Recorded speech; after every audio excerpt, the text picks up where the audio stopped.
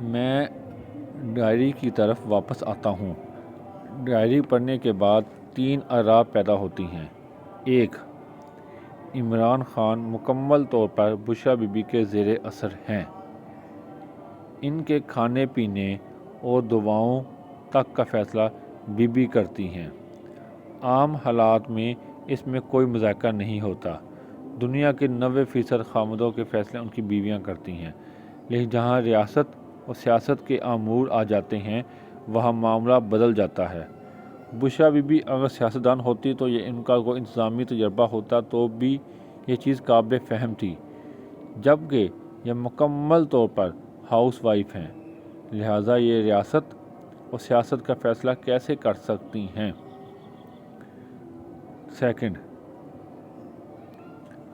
دوسرا، وزیر اعظم کے 99% اقدامات آفیشل سیکرٹ ہوتے ہیں اور یہ انہیں خفیہ رکھنے کے پابند ہوتے ہیں۔ خان اگر سرکاری راز اپنی اہلیہ کے ساتھ ڈسکس کرتا رہا تو یہ ناقابل برداشت اور خوفناک تھا۔ 3. ریاست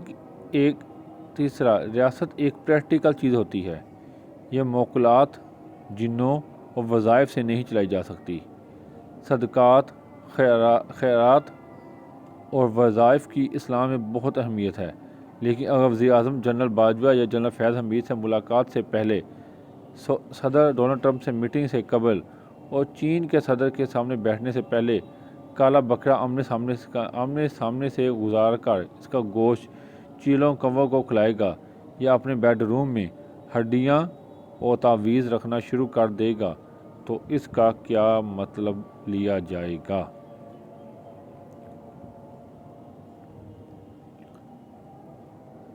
2. اگر وزیر اعظم ریاستی امور میں موکلات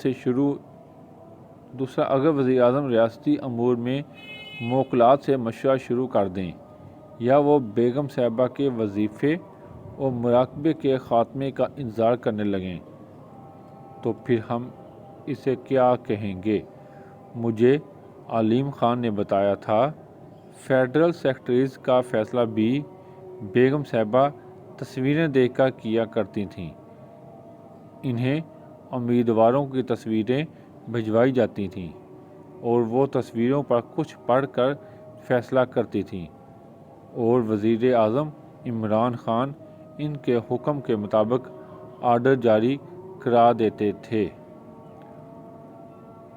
عثمان بزدار اور ان کے پرسنل سیکرٹری طاہر خورشید کا فیصلہ بھی بیگم صاحبہ نے اپنی روحانی طاقتوں کے ذریعے کیا تھا۔ یہ فیصلہ ہو سکتا ہے وزیر اعظم اور بیگم صاحبہ کے لیے مفید ثابت ہوا ہو، لیکن 12 کروڑ لوگوں کے صوبے اور 25 کروڑ عوام کے ملک نے اس کی کتنی قیمت ادا کی اب پوری دنیا جانتی ہے۔ یہ ڈائری یہ ثابت کرتی ہے یہ ملک 3.5 سال عمران خان کی بجائے بشریٰ بی بی چلاتی رہیں یا پھر ان کے موکلات۔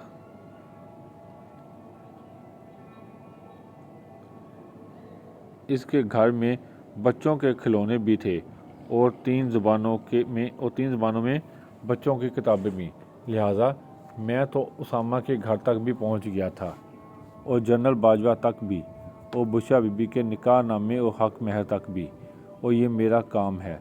اور صحافی ہوتے ہوئے اس کام کے لیے ہم اگر نئی اسٹوریز پر کام نہیں کریں گے تو پھر ہم کیا کریں گے؟ ہمارا اس کے علاوہ کیا کام ہے؟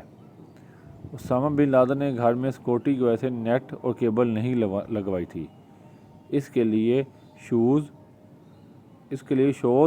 اور خبریں ریکارڈ ہوتی تھیں، ان کی سی ڈی بنتی تھی، یہ سی ڈی اس کے گھر پہنچتی تھی اور اسامہ بن لادن بعد ازاں اپنے سی ڈی پلیئر پر انہیں دیکھتا تھا۔ مجھے اس کی ادویات کا ریک دیکھنے کا موقع بھی ملا۔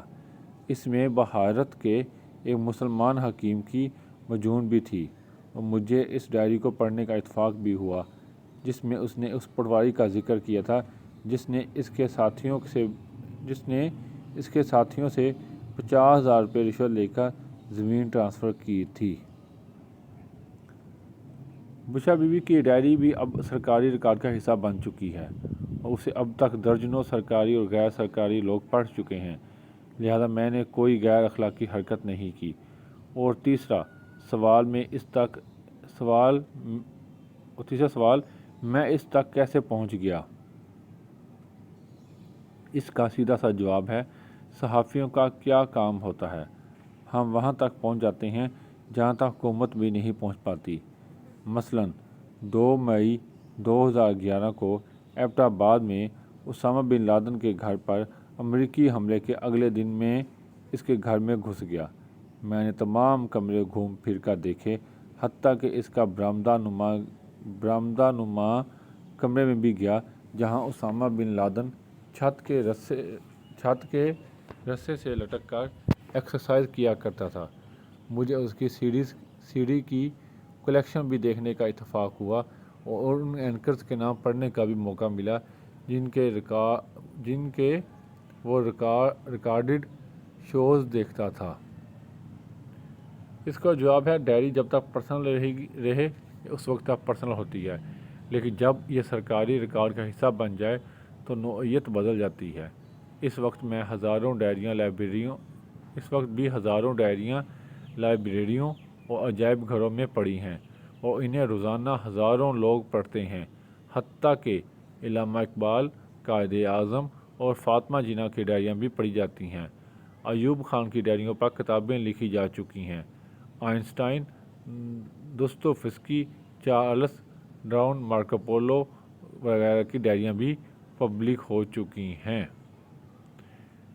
یہ پوری ڈائری دیکھنے کے لیے 2 گھنٹے چاہیے اور یہ منہ سے بہت کچھ بولتی ہیں۔ یہ ڈائریاں میرے دوست اور ڈی آئی جی عمران کشور نے برآمد کی اور یہ اب سرکاری ریکارڈ کا حصہ ہے۔ میں نے ڈائری کی خبر 11 اگست کو بریک کی تھی تو میرے چند دوستوں نے چند سوال اٹھائے تھے۔ پہلا سوال تھا کہ کیا گارنٹی ہے کہ ڈائری واقعی بشا بیوی کی ہے؟ اس کا جواب ہے، ڈائری کی ہینڈ رائٹنگ بشا بیوی کی ہینڈ رائٹنگ سے میچ کرتی ہے۔ دوسرا سوال تھا، کسی پرسنل ڈائری پڑھنا غیر اخلاقی فعل نہیں؟